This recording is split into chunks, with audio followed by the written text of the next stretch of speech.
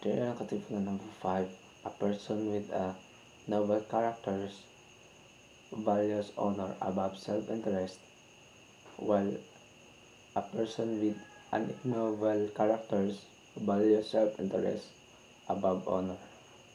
Criteria katipunan number 6.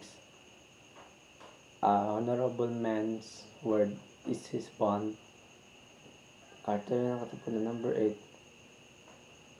Defend the suppressed and fight the oppressor.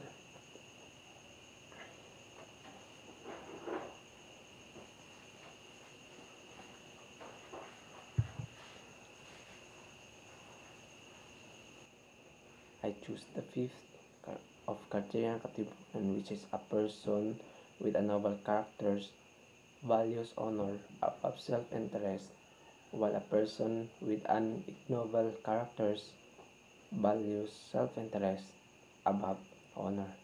And uh, this criteria understand how important the honor more than self-interest, and how important the honor kaysa pa sariling interest. Kasi kapag sinira mo ang dignidad ay panghabang buhay na yun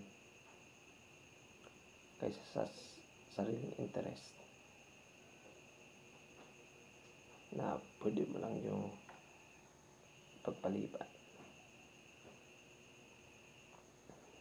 And that's how I understand about the honor and self-interest. It is